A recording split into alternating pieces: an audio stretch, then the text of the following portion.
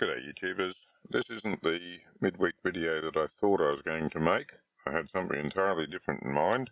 However, events on the weekend changed all that.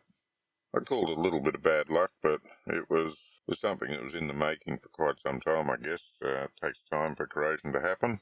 Had a little hole corrode in my fuel tank, just enough for the fuel to weep out very slowly. And I only discovered it this weekend by chance.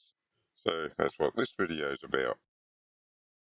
Well, I've had a very unfortunate incident in the boat, but I was very fortunate to find it. You see that drip coming out of there?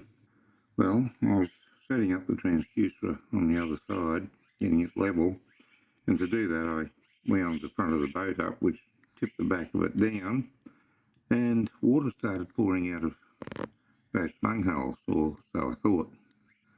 I put my finger under it and tasted it to see if it was salty, wondering if a bit of rain had got in or something, and promptly spat out several times because it wasn't water at all, it was petrol. And that's petrol leaking out of the tank now, and that's about the rate it's coming out at. There was maybe, I guess, half a bucket to a bucket full in the boat when I tipped it up. Very fortunate that I just happened to do that job now and found it. I've been siphoning the petrol out of the tank. I've got that many jerry cans full now. Wife's gone to pick up some more of one of the boys.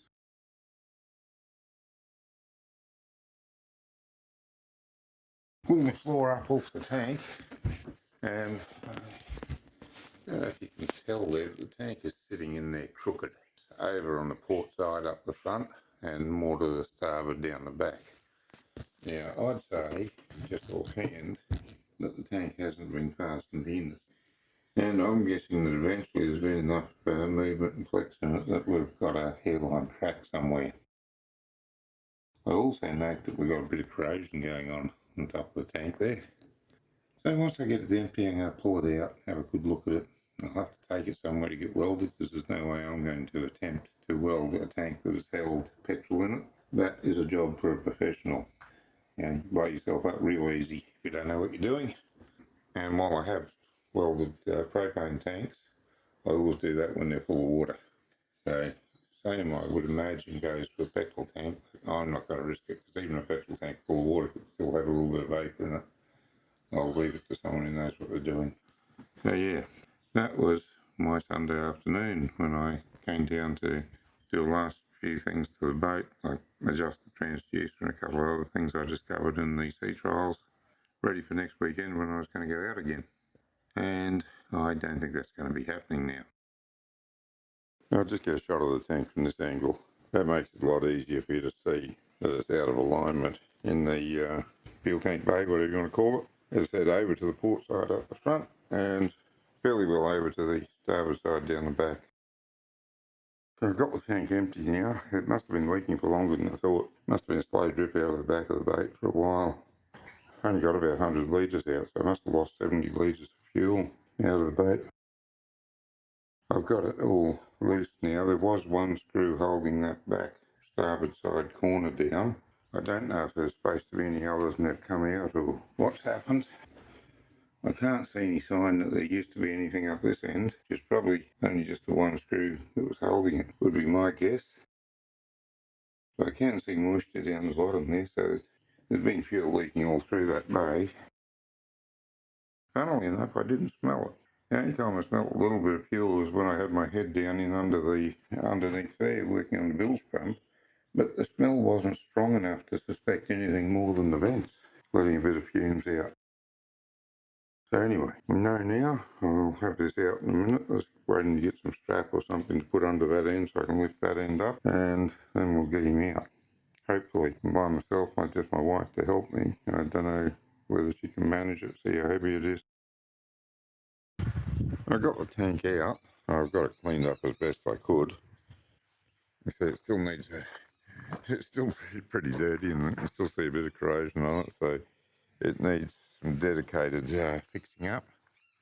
That is the bit that I suspect is the problem, because that seems to be the worst of the corrosion. Oh, hang on. I think that might be a pinhole. Oh, yeah, hard to tell, but I think that could be a pinhole there. Looking at the corrosion on the tank now as I edit this video, and also before when I was looking at it in real life, it struck me just how deep some of it goes, and looking at the video I can see just how much there is of it. Some of it goes probably at least halfway through the aluminium, which is only about 3mm thick, roughly. And if it's that corroded, as soon as you touch it with a TIG welder to weld it up, it's likely to burn through. I haven't welded aluminium, I've welded steel usually, and the thinner it gets, the harder it is to weld. That's going to be pretty hard to weld. I'm starting to think that just scrapping this tank and replacing it altogether might be a good idea, but I'll wait and see what the guys that can repair tanks have to say about it. The inside of the tank's looking good.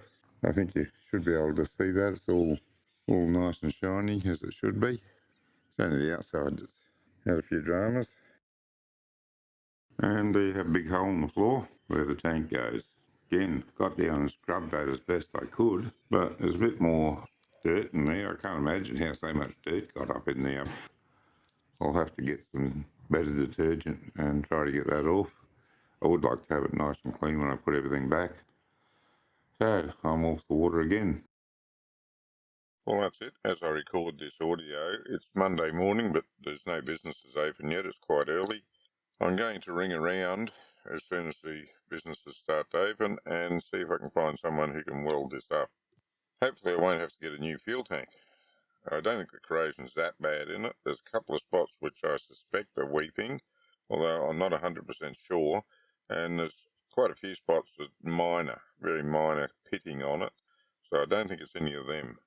So anyway, I need to find someone who can make sure they've found the actual hole and weld it up. Welding an aluminium fuel tank is a dangerous job, so I need to get someone who knows what they're doing to do that. I'll keep you posted, but just when I thought I was back on the water, this happens. Anyway, at least I've got the offshore series. I'll pump one of them out in the meantime. So until then, good fishing.